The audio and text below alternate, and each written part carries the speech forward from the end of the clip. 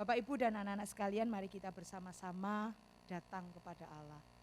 Meresponi panggilan Allah atas setiap kita, masuk di dalam ibadahnya yang kudus. Dengarkanlah firman Tuhan dari Mazmur 150 yang berbunyi demikian.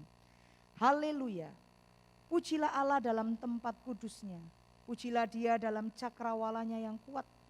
Pujilah Dia karena segala keperkasaannya, pujilah Dia sesuai dengan kebesarannya yang hebat. Pujilah Dia dengan tiupan sangkakala, pujilah Dia dengan gambus dan kecapi. Pujilah Dia dengan rebana dan tari-tarian. Pujilah Dia dengan permainan kecapi dan seruling.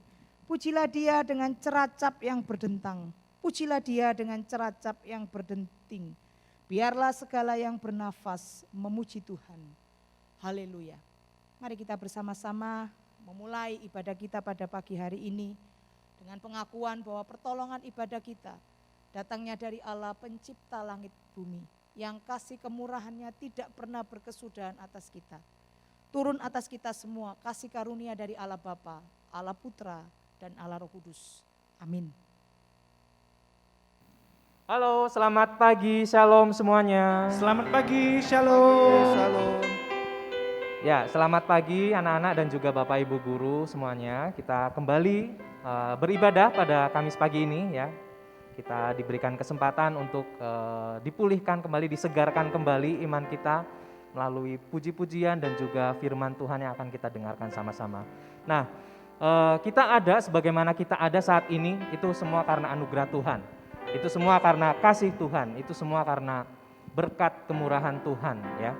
Dan sudah sepatutnya kita mengucapkan terima kasih ya sebagai ungkapan syukur kita. Mari kita ungkapkan terima kasih kita kepada Tuhan, ungkapan syukur kita kepada Tuhan dari hati yang paling dalam. Kita nyanyikan sama-sama pujian Ku Ada, I Am Here.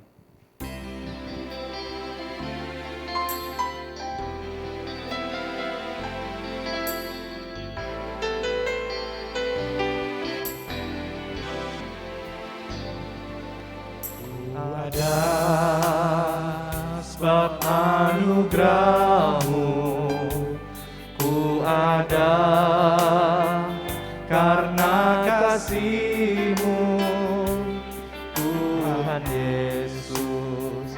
Ku berterima kasih buat kasih rahmat-Mu. Ku ada sebab anugerah-Mu, ku ada karena kasih-Mu, Tuhan Yesus. Ku berterima kasih buat kasih rahmat-Mu. Terima kasih Yesus. Terima kasih Yesus, Yesus. Terima kasih anugerah-Mu buat hidupku sekarang. Tuhan memuji-Mu selamanya. I am here. I am here because of your grace. I am here because of your love, Lord Jesus. I am so thankful for your grace abounds to me. Thank you Jesus. Thank you, Jesus, Jesus, Jesus. Thank you, Jesus. It's only by your grace that I could live today. Forever I will praise your name. Katakan thank you Jesus. Thank you, Jesus, Jesus,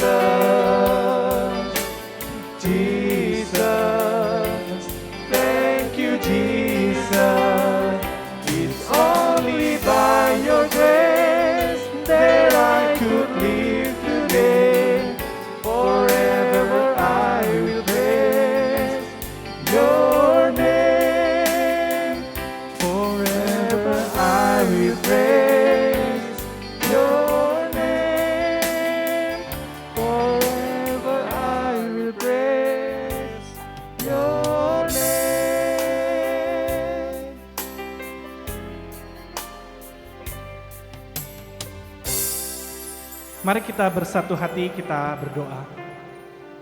Bapa di dalam surga, terima kasih karena kasih-Mu begitu nyata buat kami. Kami ada hingga hari ini semua karena anugerah-Mu. Engkau menopang kami, menjaga kami hingga hari ini. Oleh sebab itu hati kami ya Tuhan tidak henti-hentinya bersyukur pada Tuhan. Dan kiranya hidup kami boleh memuliakan Tuhan. Terima kasih ya Tuhan, berkati ibadah kami di pagi hari ini. Dalam nama Tuhan Yesus, amin. Ya, anak-anak, kita punya Tuhan yang begitu ajaib, Tuhan yang begitu besar, Tuhan yang mengagumkan, ya. Oleh karena itu kita mari sama-sama menyanyikan ya, ajaib Kau Tuhan.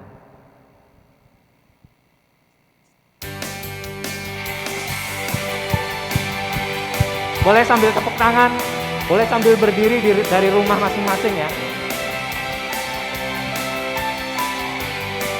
Tak terbayang kebesaran-Mu. Tak terbayang kebesaran-Mu dan tak terbanding kekuatan-Mu Tuhan. Kau megah bagiku. Segenap jiwa dan pengharapan telah ku serahkan ke rencana-Mu Tuhan. Kau Raja atasku. Hanya Kau yang layak ditinggikan. Ajaib Kau Tuhan. Ajaib Kau Tuhan, agung dan perkasa. Kau sumber kemenanganku, layak berkuasa, memerintah selamanya. Yesus, Kaulah Raja mulia.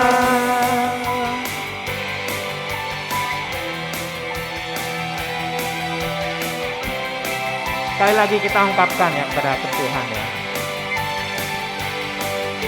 Tak terbayang kebesaran-Mu dan tak terbanding kekuatan-Mu Tuhan. Kau megah bagiku. Segenap jiwa dan berharapan telah ku serahkan untuk rencana-Mu Tuhan. Kau Raja atasku. Hanya Kau yang layak ditinggikan. Ajaib Kau Tuhan. Ajaib Kau Tuhan, agung dan perkasa. Kau sumber kemenanganku, layak berkuasa, memerintah selamanya. Yesus, Kaulah Raja mulia. Ajaib Kau Tuhan. Ajaib Kau Tuhan, agung dan perkasa.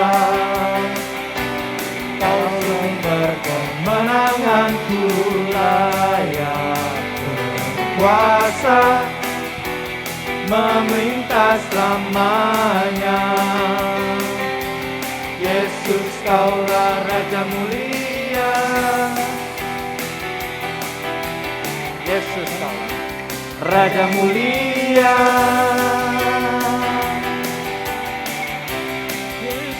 Raja mulia.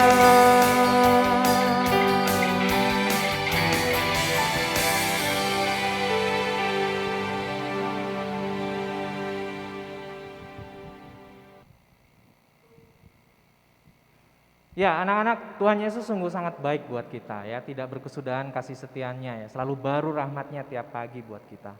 Oleh karena itu mari kita sama-sama menyanyikan ya, mengangkat pujian Tuhan Yesus baik.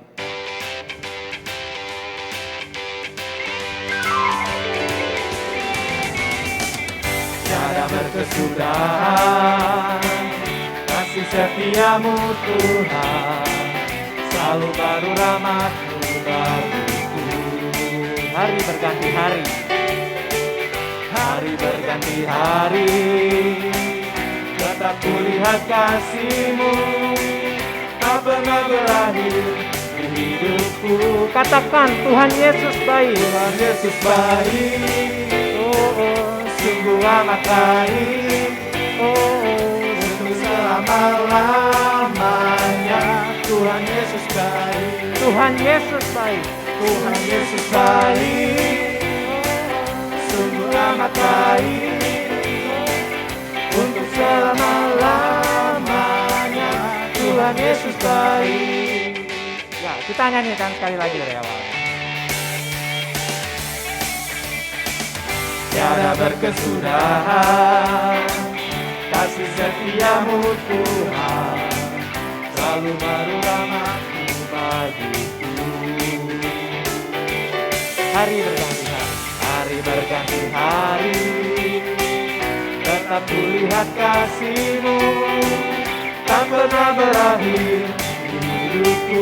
Katakan, Tuhan Yesus baik. Tuhan Yesus baik, sungguh amat baik, untuk selama-lamanya.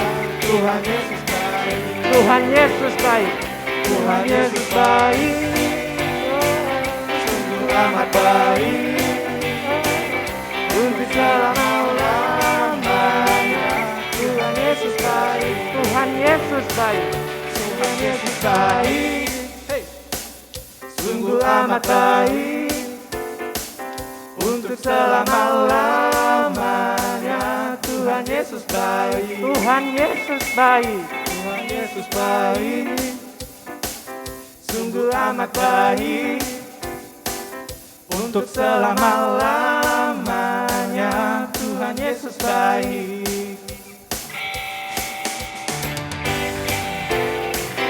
sungguh amat baik, untuk selama-lamanya. Tuhan Yesus baik, Tuhan Yesus baik.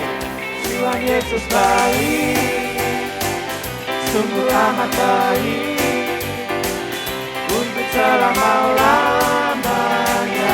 Tuhan Yesus baik, Dari selama-lamanya sampai selama-lamanya. selama-lamanya. Untuk selama-lamanya. Untuk selama-lamanya. Tuhan Yesus baik. Oke, haleluya. Ya. Ya, anak-anak, kita akan mengambil waktu hening sejenak. Kita akan mengaku segala dosa dan kesalahan kita.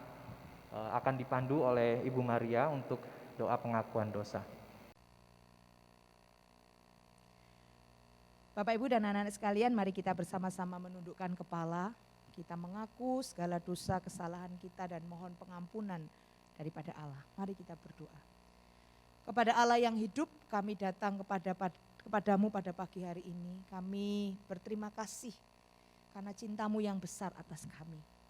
Kami datang kepadamu pada pagi hari ini memohon pengampunan dosa atas segala hal, atas segala pikiran jahat, atas segala perkataan yang tidak membawa berkat, atas segala sikap perilaku yang mendukacitakan hati Tuhan dan sesama kami.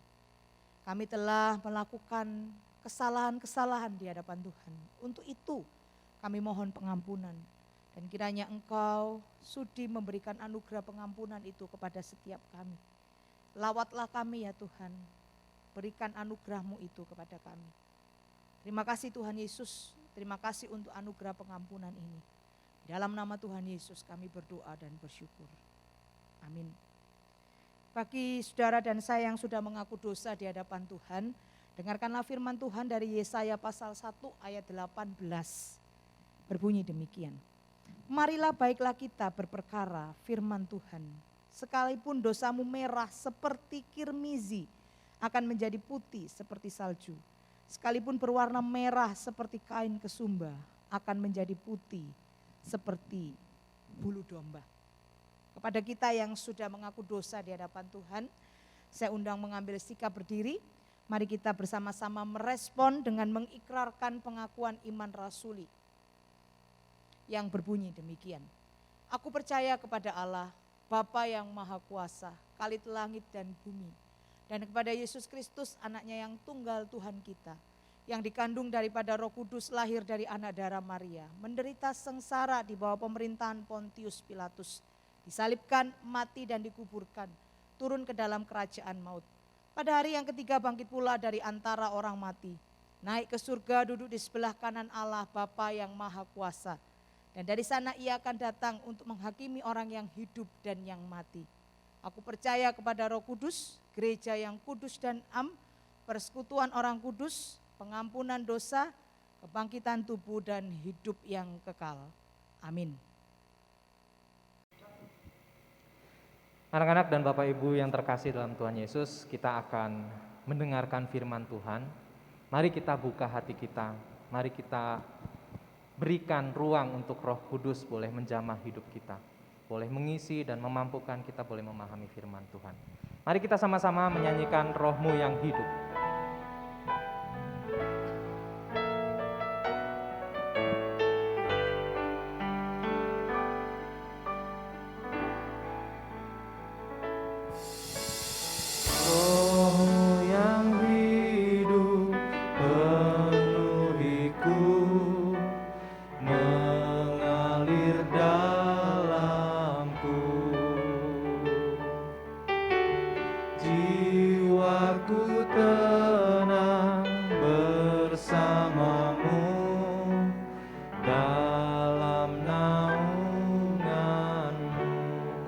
Hati, ku buka hati untuk jamahanmu, berserah penuh di hadiratmu.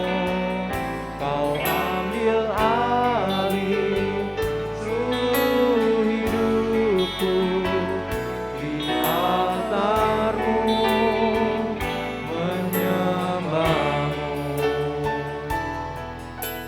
Roh Kudus-Mu yang memulihkanku. Roh-Mu yang kudus, pulihkanku.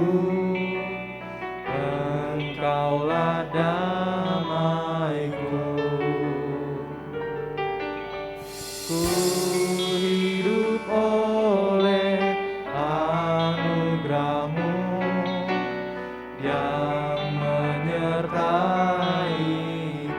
Ku buka hati, ku buka hati untuk jamahanmu, berserah penuh di hadiratmu. Kau ambil alih seluruh hidupku di altarmu, buka hati, ku buka hati untuk jamahanmu, berserah penuh di hadiratmu. Kau ambil alih seluruh hidupku di altarmu, di altarmu menyembahmu, di altarmu menyembahmu, di altarmu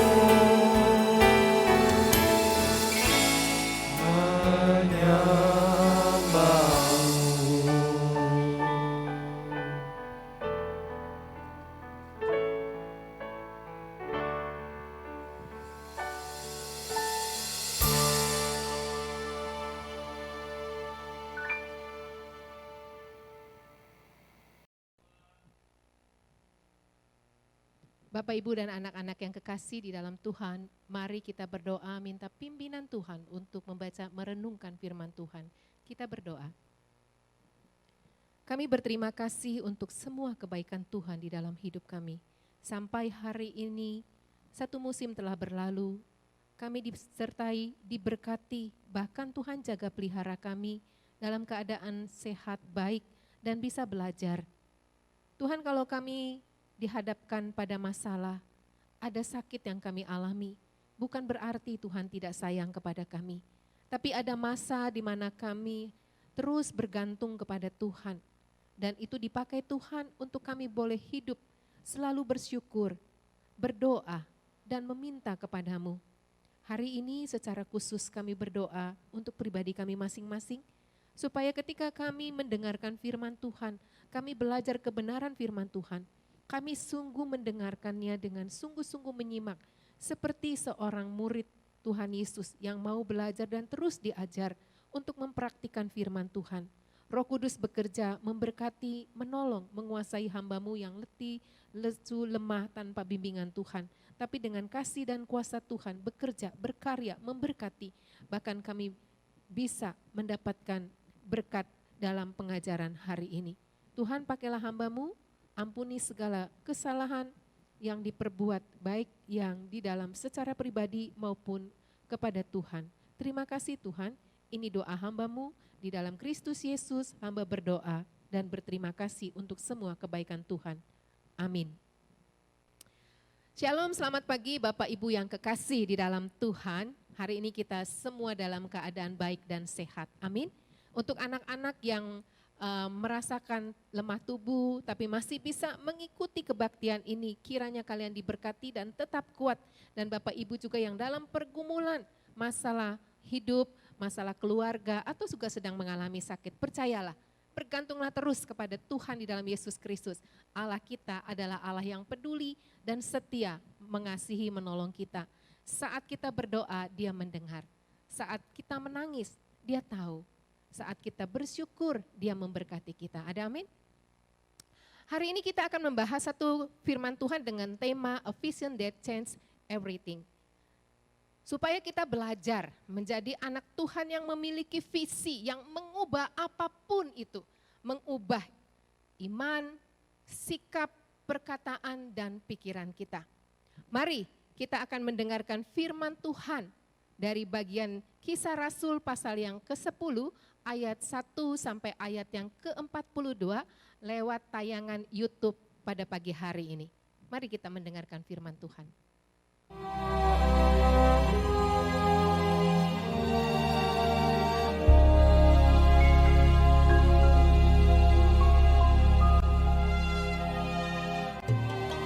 Di Kaisarea ada seorang yang bernama Cornelius, seorang perwira pasukan yang disebut pasukan Italia.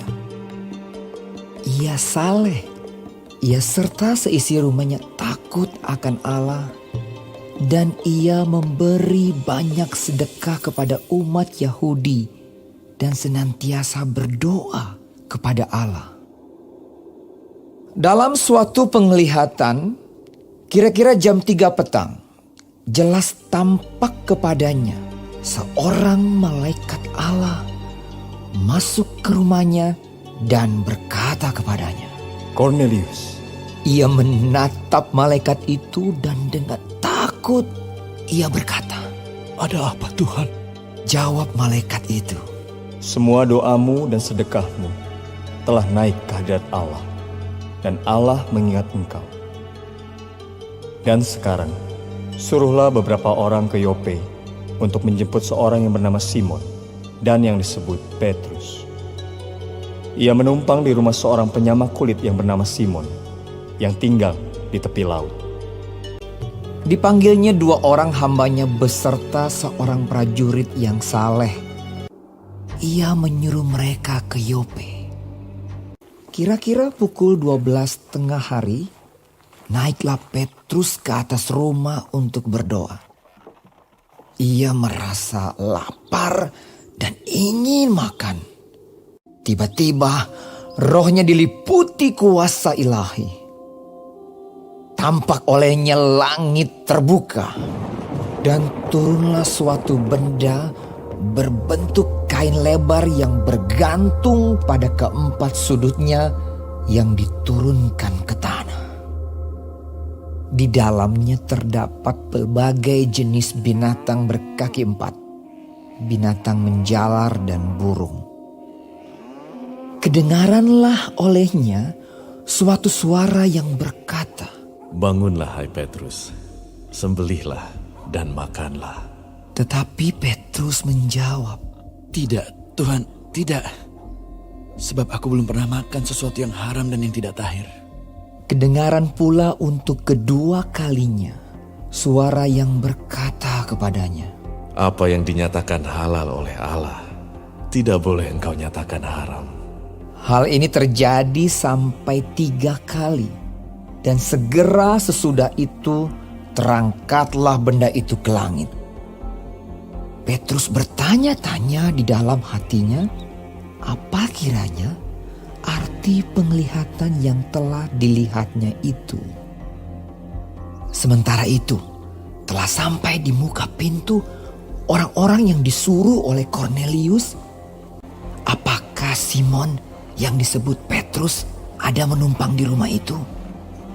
Lalu turunlah Petrus ke bawah dan berkata kepada orang-orang itu, Akulah yang kamu cari. Apakah maksud kedatangan kamu? Jawab mereka, Kornelius, seorang perwira yang tulus hati dan takut akan Allah, supaya ia mengundang engkau ke rumahnya dan mendengar apa yang akan kau katakan. Kornelius sedang menantikan mereka, dan ia telah memanggil sanak saudaranya dan sahabat-sahabatnya berkumpul. Dan pada hari berikutnya sampailah mereka di Kaisarea dan mendapati banyak orang sedang berkumpul. Datanglah Kornelius menyambutnya. Dan dengan senang hati engkau telah datang. Sekarang kami semua sudah hadir di sini untuk mendengarkan apa yang ditugaskan Allah kepadamu. Lalu mulailah Petrus berbicara. Katanya, Bahwa aku tidak boleh menyebut orang najis atau tidak tahir. Sesungguhnya aku telah mengerti bahwa Allah tidak membedakan orang. Setiap orang dari bangsa manapun yang takut akan Dia dan yang mengamalkan kebenaran berkenan kepadanya. Yaitu firman yang memberitakan damai sejahtera oleh Yesus Kristus yang adalah Tuhan dari semua orang. Bahwa Dialah yang ditentukan Allah menjadi hakim atas orang-orang hidup dan orang-orang mati. Tentang Dialah semua nabi bersaksi bahwa barang siapa percaya kepadanya, ia akan mendapat pengampunan dosa oleh karena namanya.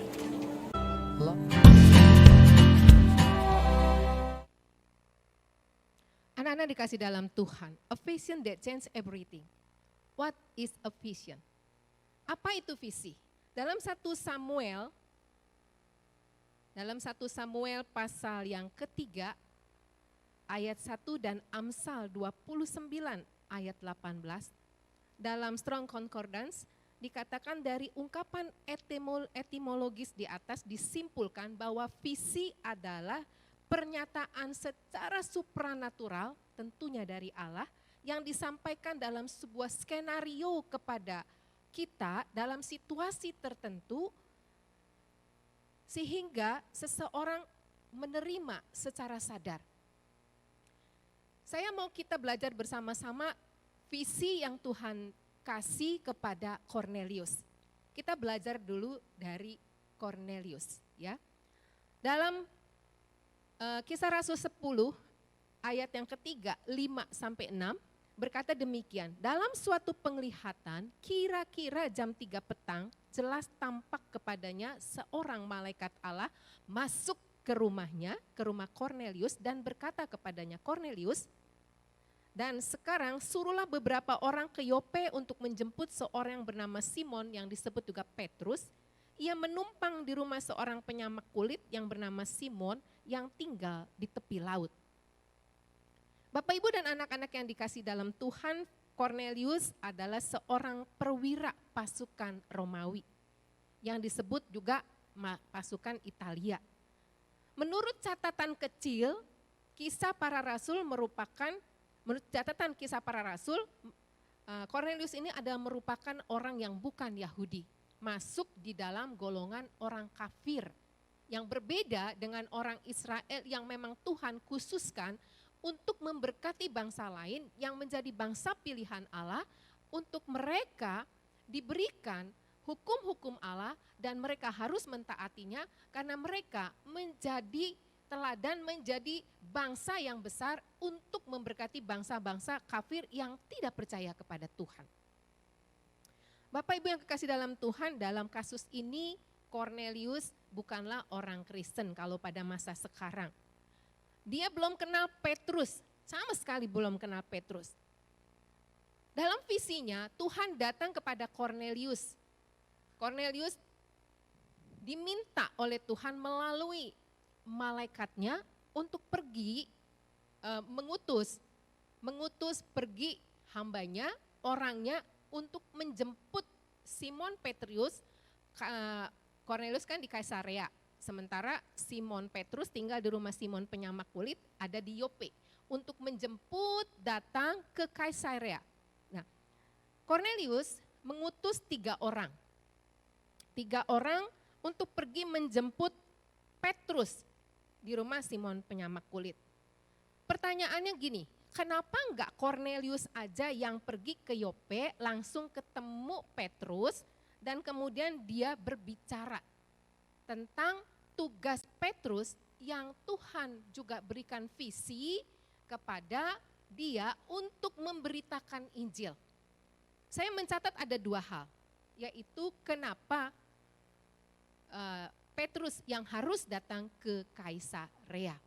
Yaitu yang pertama, Allah mengajarkan kepada Petrus untuk tidak membedakan antara orang Yahudi dan orang non-Yahudi dalam konteks melayani dirinya sebagai seorang rasul dan hamba Tuhan. Untuk mereka juga boleh percaya kepada Tuhan, bukan hanya orang Yahudi atau bangsa Israel. Itu yang pertama. Yang kedua, yaitu bahwa Yesus Kristus, dia harus menyatakan bahwa Yesus Kristus telah dibunuh oleh bangsanya sendiri, orang Israel, orang Yahudi dan juga tentara Romawi adalah supaya orang-orang diselamatkan. Karena melalui Yesus Kristus yang adalah juru selamat, kita mendapatkan pengampunan hidup yang kekal. Bapak Ibu yang kekasih dalam Tuhan dan anak-anak, satu hari ada teman atau saudara yang baru saja percaya kepada Tuhan Yesus. Dan juga keluarganya yang mau percaya, sehingga mereka punya banyak pertanyaan tentang Yesus, tentang Juru Selamat, tentang Bapa, tentang Roh Kudus. Dan bagaimana sikap kita sebagai orang yang mengaku percaya, saya sudah percaya kepada Yesus Kristus. Nah, ini yang disebut dengan a vision that changes everything. Jadi Cornelius, orang yang baru saja percaya, seorang yang saleh dikatakan, tapi keluarganya juga ingin mendengar tentang Juru Selamat. Mendengar langsung dari orang Yahudi yang adalah bangsa pilihan Allah. Konteksnya Cornelius adalah bukan masuk kalangan orang Yahudi, disebut orang non-Yahudi. Bapak Ibu dan anak-anak yang kasih dalam Tuhan, kita ini orang percaya, kita mengaku percaya bahwa Yesus Kristus adalah Tuhan dan Juru Selamat pribadi. Kita enggak hanya berhenti bahwa kita percaya seperti Cornelius. Di sekitar kita masih ada orang-orang yang membutuhkan bagaimana supaya dia bisa masuk surga.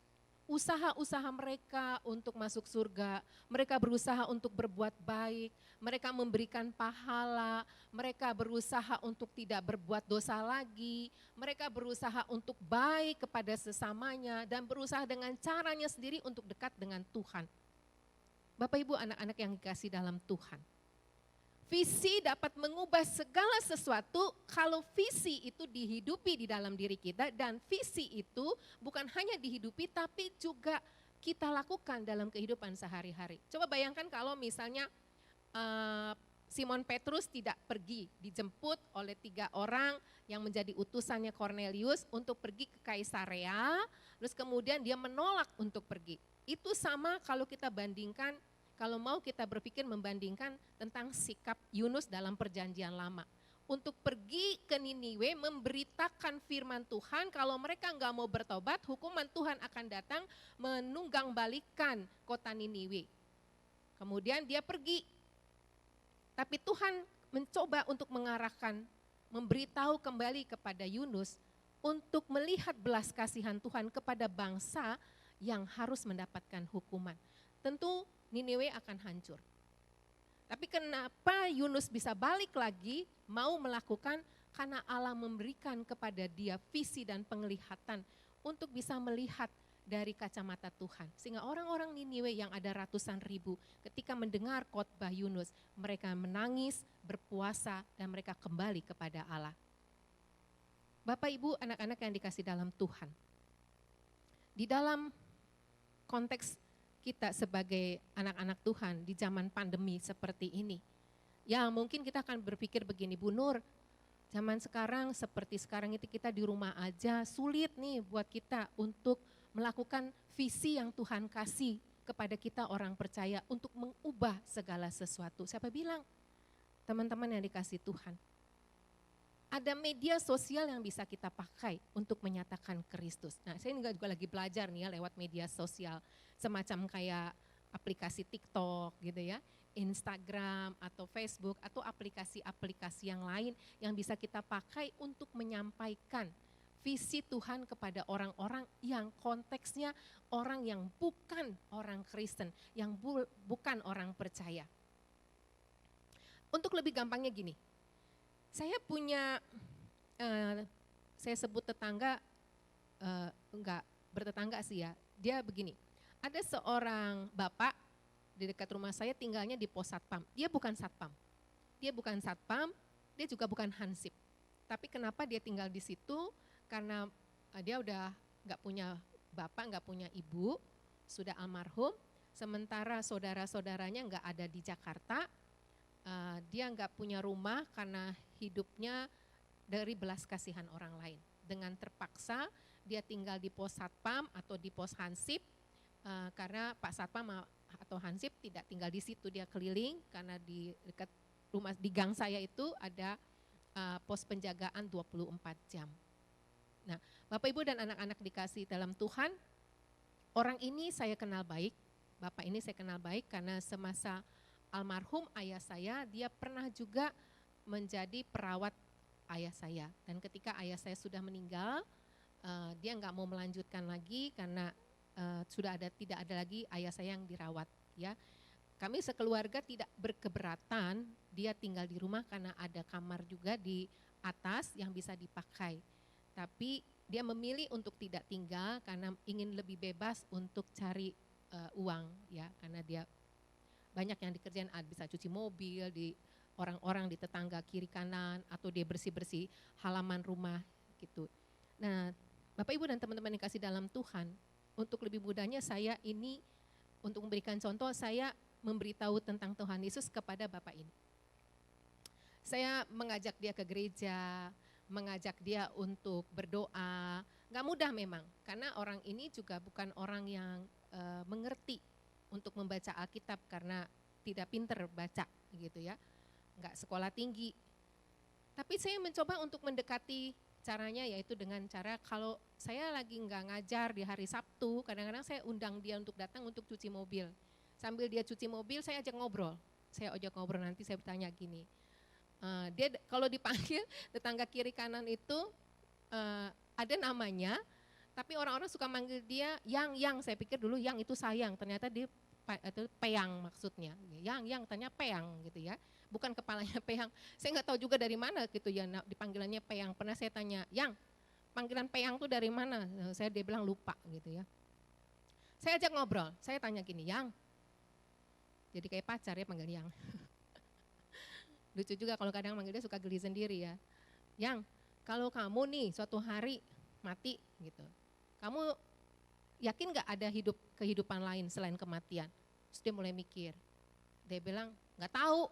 Dia bingung kali ya dengan pertanyaan. Gini nih, maksud saya gini nih, kalau orang habis mati menurut kamu dan meninggal nih, misalnya saya atau kamu meninggal, hidupnya selesai, udah gak ada atau masih ada lagi yang lain?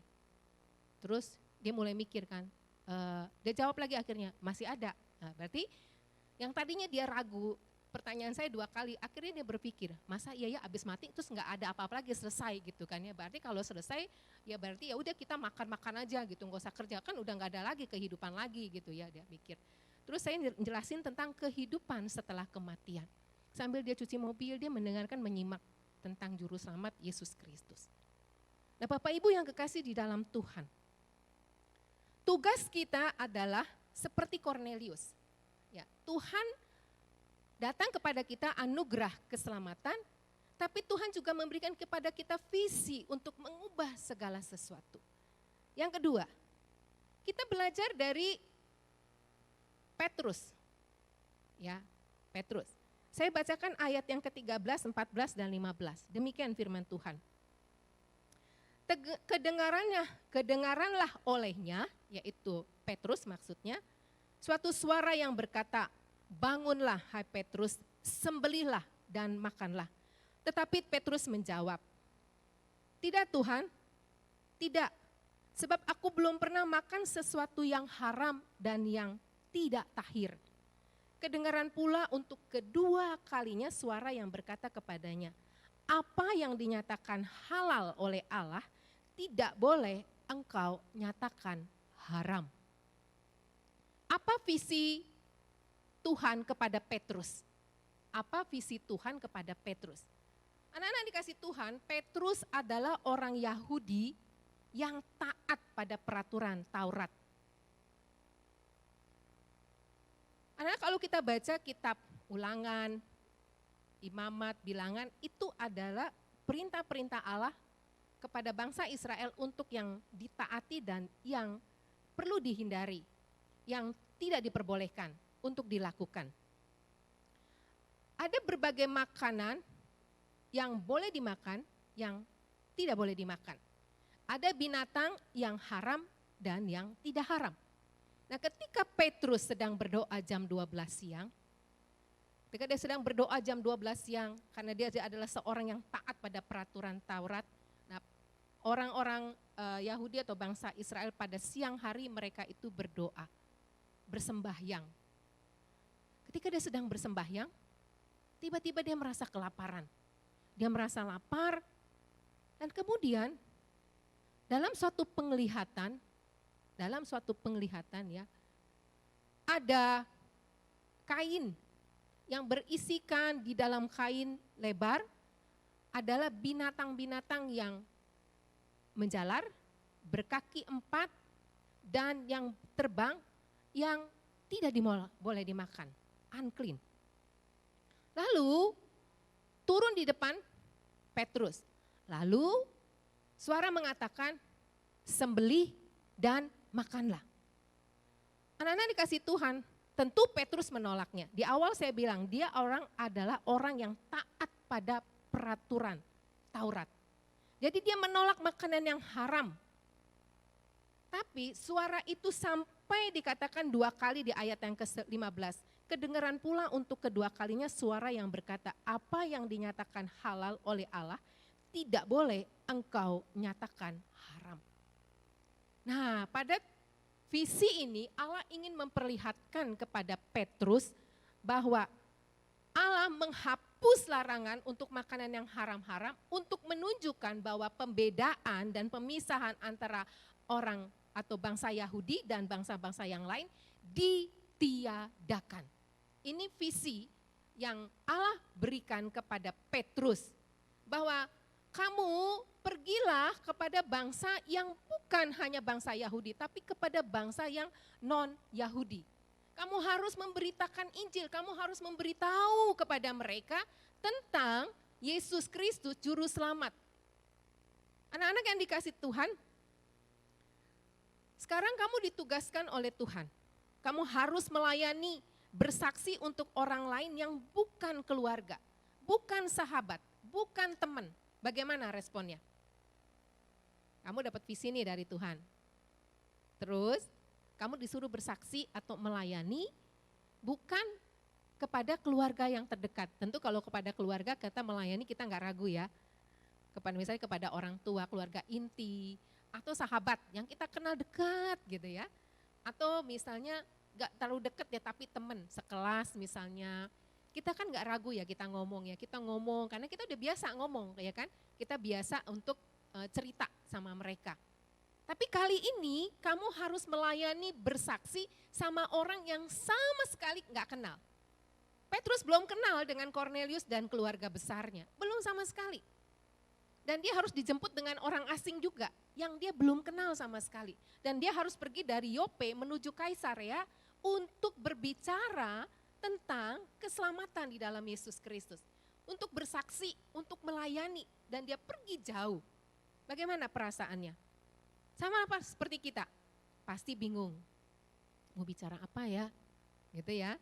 Ini anak-anak di usia remaja belasan tahun. Kalau usia setua saya gini yang udah melewati masa-masa nggak tahu malu begitu ya. Melewati masa-masa seperti kamu udah nggak deg-degan kalau berbicara kepada orang asing, ya udah biasa gitu ya. Jadi kalau bercerita kan beda ya kalau kamu pesen makanan di counter gitu ya. Walaupun orangnya baru kamu kenal, belum kamu kenal makan sama sekali di counter, baru kali itu berbelanja. Kamu kan pasti juga nggak ragu karena konteksnya kan adalah kamu beli sesuatu gitu ya. Misalnya Mas atau Mbak, saya mau beli ini nih, kopi yang ini nih ya kan.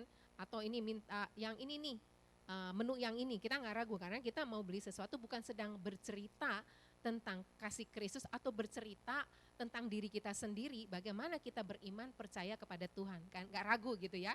Kalau kita melakukan sesuatu yang konteksnya umum, kalaupun orang itu nggak kenal, kita juga nggak ragu-ragu, nggak bingung, nggak dredeg atau nggak grogi gitu ya. Gitu ya Bapak Ibu yang kekasih dan anak-anak. Tapi kalau ini dia harus melayani, bersaksi kepada orang yang belum dikenal, Tuhan kasih visi itu. Ya, kamu sudah jadi orang percaya nih gitu ya. Sudah mengaku percaya kepada Yesus, sekarang saatnya kamu cerita, bersaksi, kamu melayani sama orang yang gak dikenal. Bahkan di kota yang lain yang belum kamu ketemu dengan orang itu. Pasti juga bingung, saya percaya kamu juga begitu. Seperti yang pernah saya rasakan puluhan tahun yang lalu ketika saya dapat tugas yang sama. Gitu ya. Bingung, takut, grogi itu mulainya dari mana Bu Nur gitu ya. Kalau dalam pembelajaran saya di Pak BP, kalau saya bilang ayo anak-anak kita sekarang bersaksi kepada orang yang belum kita kenal atau wawancara, nanti banyak yang WA Bu Nur gitu. Bu kalau yang ini aja gimana, kayak seperti bargaining gitu ya. Mau untuk orang-orang yang kenal, ini kamu siapa? Ini mamanya ini gitu ya, papanya ini, karena teman kamu, papa mamanya teman kamu gitu ya. Biar nanti yang hadepin juga teman kamu itu yang punya papa mama gitu kan, jadi nggak ragu gitu ya. Tapi kali ini kalau misalnya belum dikenal, ya ampun Bu Nur, saya mau ngomong gimana gitu ya, misalnya kayak bukan tetangga, saya mau mulai dari mana, saya bingung gitu ya. Bapak Ibu yang kekasih di dalam Tuhan, bukan hanya anak-anak, orang yang lebih tua dari kamu pun ketika melakukan visi yang dari Tuhan untuk mengubah sesuatu untuk mereka dibawa percaya Tuhan Yesus bukan hal yang mudah.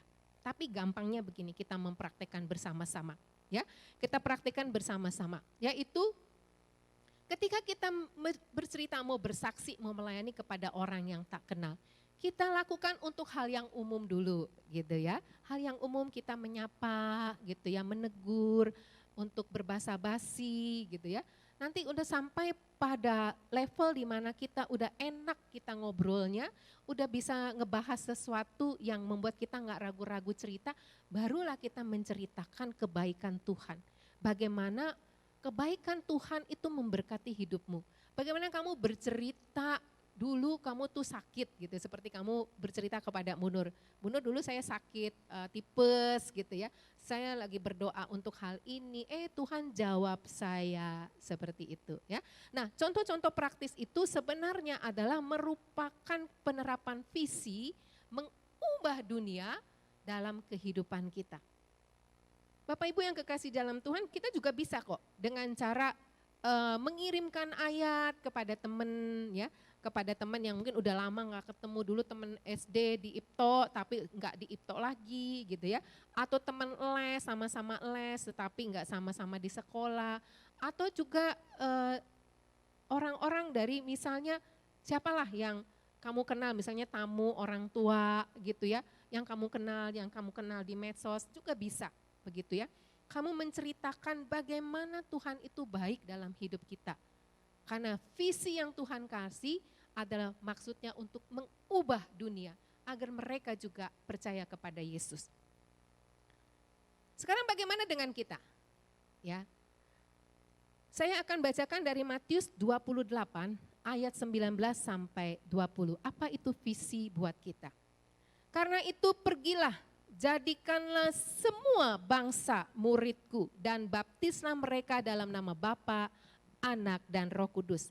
Dan ajarlah mereka melakukan segala sesuatu yang telah kuperintahkan kepadamu. Lihat garis bawah, kepadamu, miring, dan ketahuilah aku menyertai kamu senantiasa sampai kepada akhir zaman. Kamu itu siapa? Kepadamu itu siapa? Yaitu kita, orang percaya. Kita orang percaya, kita adalah murid SMP IPK Tomang. Kita adalah usia belasan tahun yang masih remaja. Tuhan mau kita menjadi orang yang memberitakan kasih Tuhan kepada siapa saja. Lihat konteksnya, kepada siapa saja, yaitu mereka dalam nama Bapa, Anak dan Roh Kudus. Lalu ajarlah mereka, yaitu mereka yang belum percaya, melakukan segala sesuatu yang udah kuperintahkan kepadamu. Dan ingat, ketahuilah aku menyertai kamu senantiasa sampai kepada akhir zaman. Anak-anak dikasih Tuhan dalam pembelajaran Pak BP masih ingat enggak? Bahwa kita gereja punya tugas bersekutu. Ya. Gereja punya tugas untuk bersaksi, menceritakan tentang Tuhan Yesus.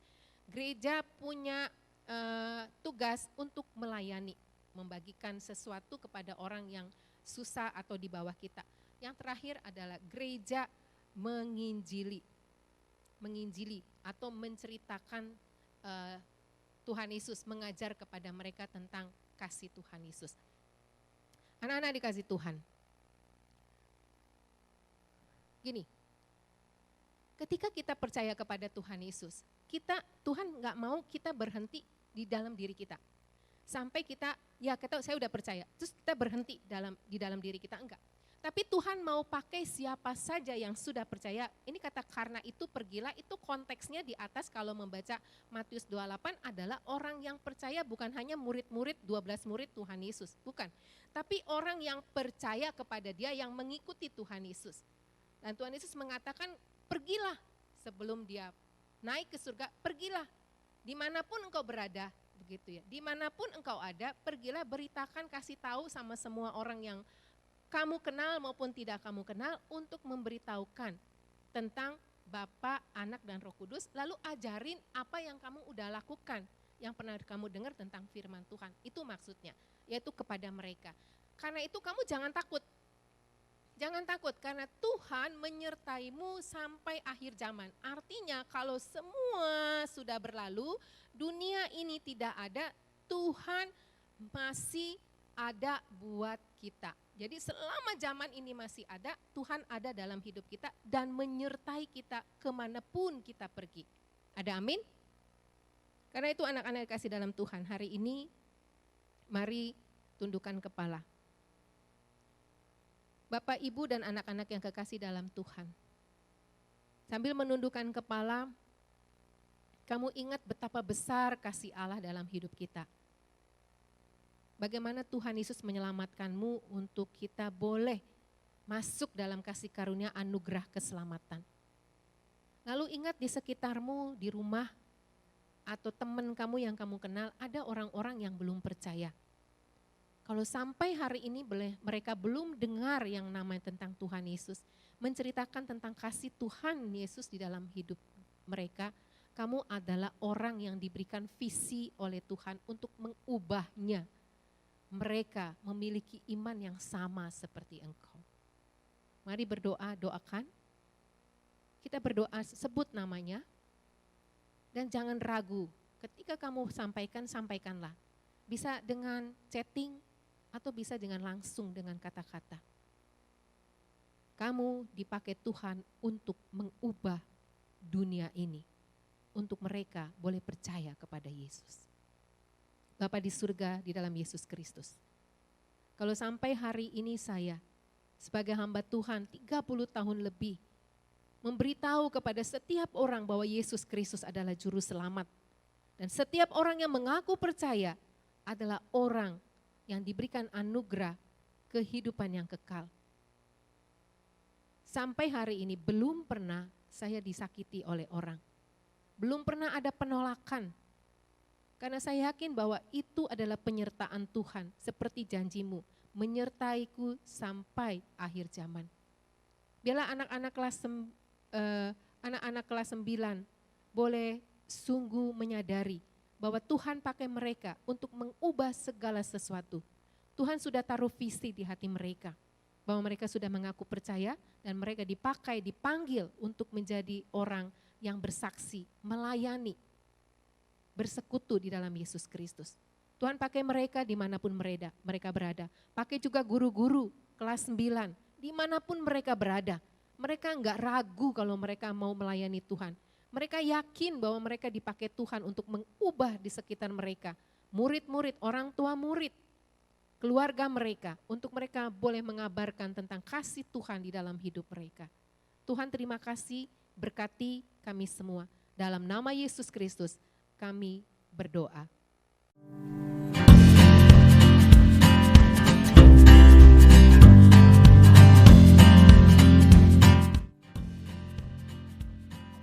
Reveal your diary. Halo semua, welcome to Diary Talk. Nah, ternyata tugas podcast kita masih terus berlanjut nih. Udah episode 4 aja. Dari tugas PKN, terus video 2 kali, terus sekarang agama. Nah, iya kan? Podcast ini ternyata betah juga ya. Oh, yang ngomong-ngomong, kita kenalin diri dulu yuk. Halo semuanya, aku Aurel. Halo, aku Nicole. Halo, aku Caca. Dan aku Hana. Salam kenal semuanya. Nah, untuk topik podcast kita kali ini, kira-kira apa ya? Topik podcast kita hari ini adalah peran salah satu tokoh orang Kristen di Indonesia serta nilai-nilai yang bisa kita pelajari. Nah, sesuai dengan topik kali ini, kita mau bahas salah satu tokoh Kristen yang penting di Indonesia. Tokoh yang kita pilih tersebut adalah Bapak Pendeta Gilbert Lumoindong. Bapak Gilbert Lumoindong adalah seorang pendeta kelahiran 1966 dari Indonesia yang berperan dalam memberikan ajaran kekristenan. Beliau menempuh pendidikan di Sekolah STT Bethel Indonesia dan menjadi MC untuk acara Kristen di RCTI dari tahun 1992 sampai 1997. Wah, beliau seperti pahlawan Kristen Indonesia setelah masa kemerdekaan ya? Betul banget, tapi yang lebih menakjubkan adalah bagaimana beliau itu dulunya pernah mengidap penyakit saraf otak. Bahkan dokter sudah mengkondisinya kalau kemampuan otaknya bisa terus menurun. Betul banget tuh, tapi walaupun begitu beliau tetap mengandalkan Tuhan hingga akhirnya ia sekarang mengalami kesembuhan total dan bahkan mendapatkan predikat juara dengan kemampuan otaknya. Wih, hebat banget ya. Memang Tuhan itu maha kuasa, sehingga sampai sekarang beliau tetap menjadi peran aktif dan penting dalam kekristenan di Indonesia. Nah, kira-kira peran beliau apa saja ya? Orang-orang banyak mengenal beliau melalui ini dan tadi sudah kita sebutkan pada tahun 1992 sampai 1997 beliau menjadi MC di acara Spiritual Reflection Christianity di RCTI. Dari situ, orang yang menonton acaranya telah menerima pengajaran Kristen dan anugerah dari Tuhan karena iman Pak Gilbert yang mau menjadi MC. Wah, beliau hebat banget ya. Oh, selain itu tuh, beliau juga seringkali tuh memberikan ajaran kekristenan melalui medsosnya. Contohnya tuh bisa dari Instagram, YouTube, sampai Twitter loh. Nah iya bener banget. Ngomong-ngomong menyebarkan firman Tuhan, peran beliau yang penting juga menjadi pendeta di gereja-gereja, terutama di gereja GBI Glow Fellowship Center. Beliau memimpin sekitar 18.000 jemaat yang tergabung dalam gereja tersebut dan terus menyebarkan firman Tuhan agar banyak orang bisa mendapatkan berkat dan anugerah daripada Tuhan. Nah iya, tidak hanya di gereja, sampai sekarang dia juga menjadi pekerja aktif di stasiun TV dan radio loh. Wah, beliau benar-benar keren ya. Gue salut banget deh, pokoknya salut, bangga, dan juga termotivasi banget untuk melayani sesama. Wah, iya. Dari kisah Pak Gilbert ini, kita tuh belajar kalau kita bisa melayani sesama lewat media apapun itu. Pastinya ya akan ada rasa ketakutan dan juga gugup dalam menyebarkan firman Tuhan pada banyak orang. Terutama di Indonesia ini yang mayoritas penduduknya adalah beragama Islam. Tapi dari kisah Pak Gilbert, kita tuh belajar kalau Tuhan itu pasti akan selalu menyertai kita. Tuhan akan selalu memberikan kekuatan dan keberanian bagi kita. Dan karena itu, kami mau dengan iman yang teguh terus melayani sesama. Nah iya, terus kita juga mau belajar kalau kita bisa selalu bergantung pada Tuhan, seperti Pak Gilbert yang tetap beriman dan mempercayakan hidupnya saat sakit. Betul banget tuh. Nah, gue juga mau berani untuk menyebarkan firman Tuhan seperti Pak Gilbert. Gue juga mau memiliki tekad dan iman yang kuat seperti beliau untuk tetap melayani sesama bagaimanapun situasi dan keadaannya. Kami jadi terinspirasi untuk selalu percaya kepada Tuhan, karena Tuhan itu maha kuasa dan mukjizat Dia selalu nyata. Tidak ada yang mustahil. Nah, sampai di sini dulu ya pembahasan kita hari ini. Makasih banyak ya semuanya yang udah nonton dan luangin waktunya untuk dengar dan nonton podcast kita. Semoga podcast kali ini bisa jadi berkat dan manfaat bagi kita semua ya. Diary close. Bye-bye semuanya. Bye-bye.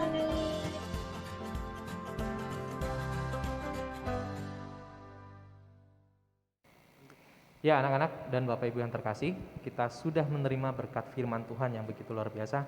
Mari kita mengamini firman Tuhan dengan menyanyikan lagu Tenanglah Kini Hatiku.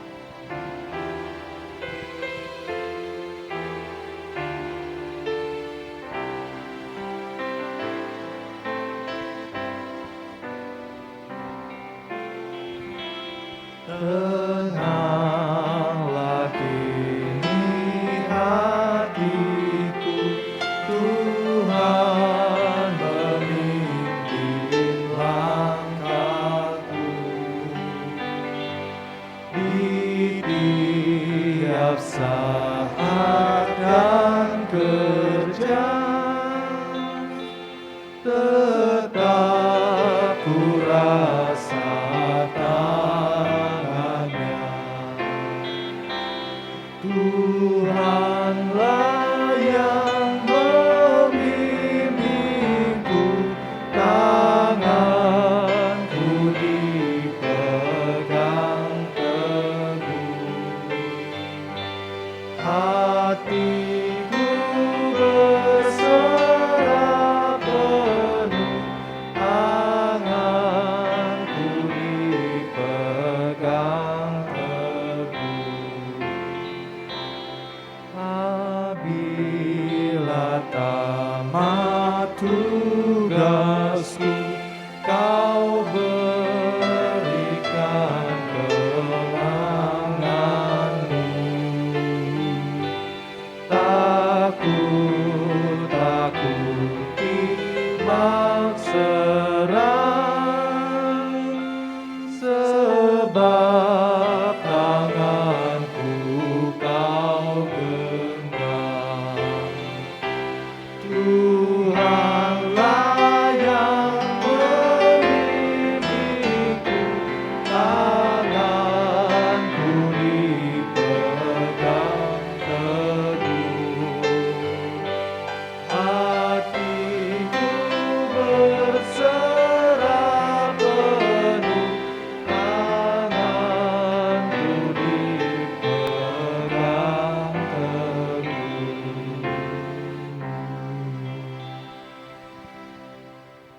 Ya, kita akan bersama-sama menaikkan doa syafaat yang akan dipimpin oleh Ibu Nur. Bapak Ibu yang kekasih dalam Tuhan, hari ini ada beberapa pokok doa untuk sekolah kita PTM, dan juga kita berdoa untuk bangsa negara Indonesia kita yang akhir-akhir ini banyak kendala tentang langkanya minyak goreng ataupun ada kesusahan secara ekonomi dan politik. Kita juga berdoa untuk keamanan dunia. Kita tahu doa kita sangat penting dan dibutuhkan supaya semuanya ini dalam kendali dan kontrol Tuhan. Mari kita berdoa. Bapa di dalam surga, saya ingin berdoa, mendoakan untuk sekolah Kristen IPK. Kiranya Tuhan terus memberkati sekolah ini untuk dipakai di dunia pendidikan, untuk membawa orang-orang takut akan Tuhan, kenal akan Tuhan. Berkati Tuhan sekolah ini ketika ada PTM, tatap muka, guru, anak-anak yang datang ke sekolah dalam penyertaan Tuhan, dalam pimpinan kasih Tuhan, sehingga kami semua dalam keadaan sehat dan baik-baik saja. Berdoa juga untuk bangsa negara Indonesia Tuhan, kiranya bangsa kami dalam kontrol Tuhan. Kendalikan ya Tuhan untuk orang-orang yang ingin berlaku jahat dan curang, dengan tidak adanya minyak goreng atau kebutuhan yang makin sulit dicari atau makin mahal. Tuhan Engkau tolong mereka Biarlah hati mereka Tuhan pakai dan Tuhan lembutkan hati mereka untuk mereka bisa mengasihani orang-orang yang di bawah mereka. Kami berdoa untuk politik di Indonesia dalam kendali Tuhan. Tuhan memberkati pemerintahan Indonesia mulai dari presiden, wakil, menteri, dan semua aparat yang sampai yang terendah. Tuhan tolong mereka, Tuhan pakai mereka untuk menjadi saluran berkat dan dipakai untuk menyatakan kasih Tuhan. Tidak lupa berdoa Tuhan untuk keamanan dunia. Tuhan tolong supaya setiap negara-negara takluk kepada Tuhan, takut akan Tuhan. Dan orang-orang yang dipilihnya, mereka melakukannya dengan penuh kasih kepada sesama. Tidak ada kecurangan dan kejahatan di dalam hati, dalam rancangan, di luar kendali Tuhan. Tuhan memberkatinya. Terima kasih Tuhan, ini doa kami. Kami percaya Tuhan memberkati. Bapak, Ibu, dan anak-anak kekasih dalam Tuhan, setelah mendengarkan firman Tuhan, terimalah berkat Tuhan. Biarlah kasih anugerah daripada Bapa di surga, kasih cinta daripada Tuhan Yesus Kristus, penyertaan Allah Roh Kudus, kiranya memberkati kita semua dari sekarang bahkan sampai selama-lamanya. Amin. Tuhan memberkati. Puji Allah Bapa Putra, puji Allah Roh Kudus, ketiganya yang esa. Pohon selamat sumber berkat.